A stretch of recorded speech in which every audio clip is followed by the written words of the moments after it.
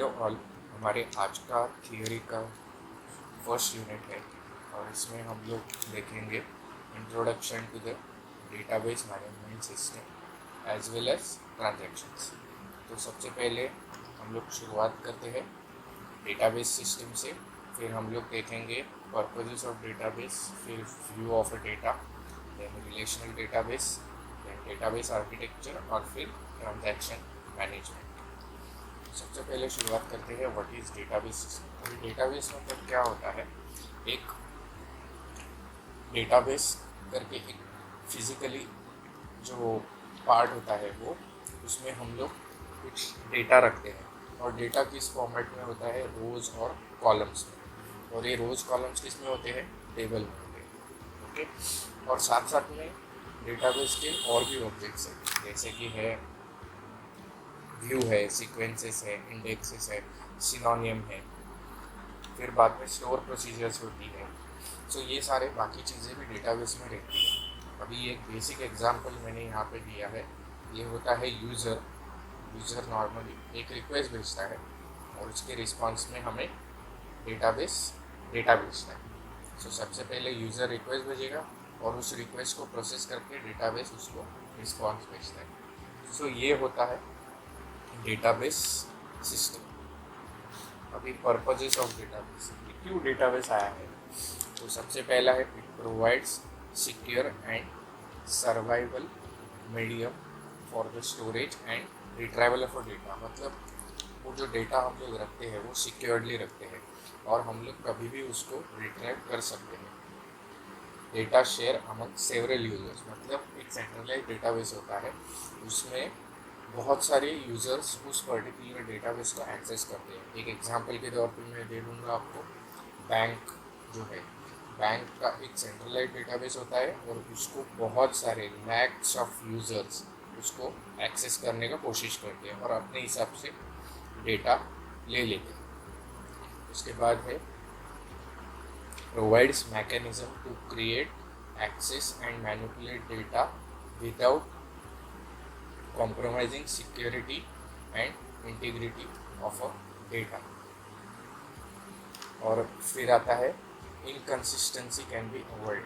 Inconsistency मतलब अभी suppose एक डेटाबेस है और उसमें एट ए टाइम 2 यूज़र्स उसको एक्सेस कर रहे हैं, ओके, तो डेडलॉक करने का चांसेस हो सकता है।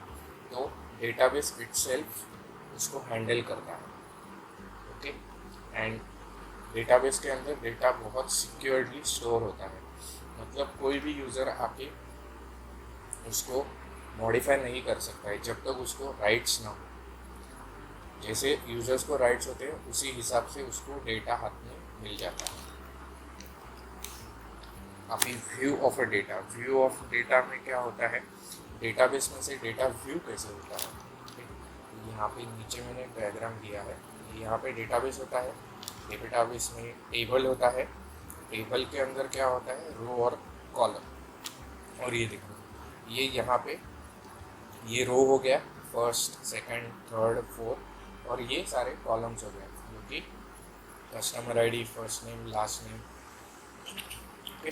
मतलब यूज़र को डेटा हमेशा ये टेबल के तौर पे दिखता है।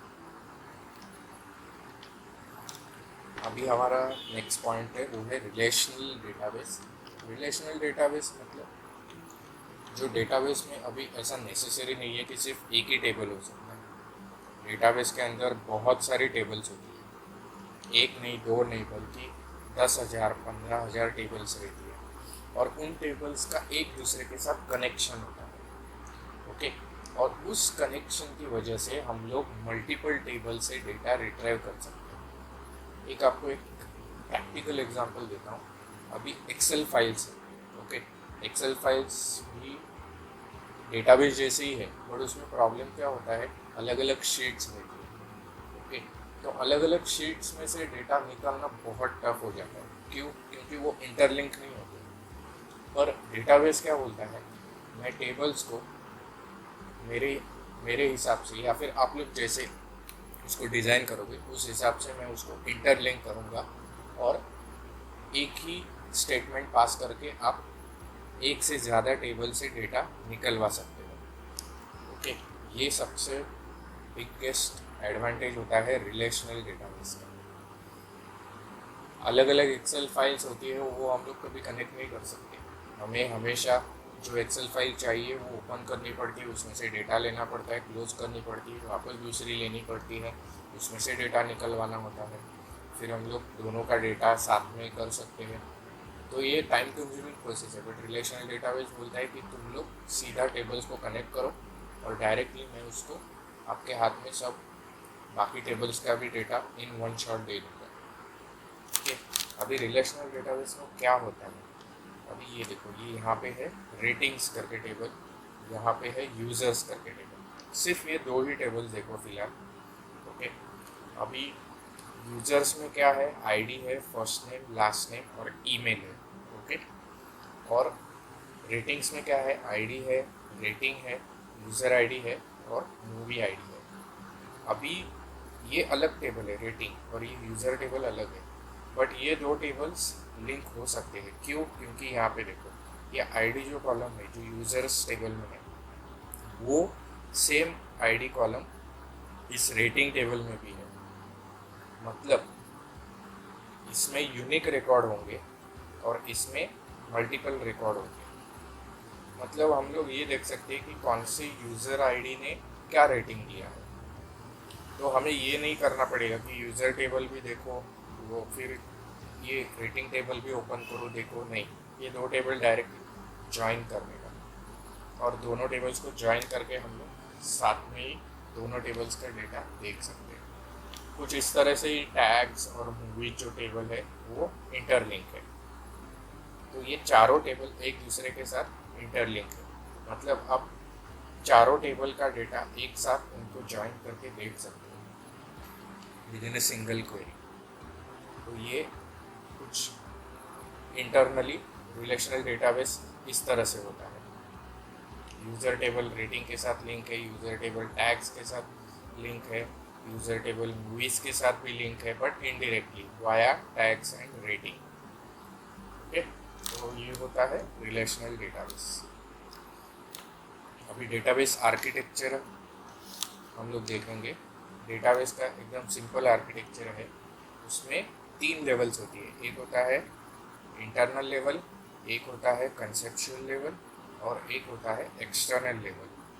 इंटरनल लेवल मतलब सबसे अंदर का लेवल होता है जिसमें एक्चुअली डेटा स्टोर होता है। जो स्कीमा है ना, यहाँ पे लिखा है मैंने फिजिकल स्कीमा, मतलब फिजिकली डेटा प्रेजेंट होता है, लेकिन वो किस तरीके से प्रेजेंट होता है, किस तरीके से स्टोर होता है, ये हमें नहीं दिखता है। बस डेटा प्रेजेंट रहता है, क्योंकि यूज़र का उससे कुछ लेना देना नहीं होता है कि वो डेटा कैसे स्टोर किया डेटाबेस ने। वो यूज़र से कुछ भी लिंक नहीं होता है। यूज़र को उससे कुछ काम ही नहीं होता है कि ये डेटा किस तरीके से स्टोर हुआ है। वो डेटाबेस का पूरा लुकआउट है। जिन्होंने डेटाबेस को डेवलप किया है उनका लुकआउट रहता है ये डेटा स्टोर कैसे होगा, वेरिएबल में होगा या जो भी है।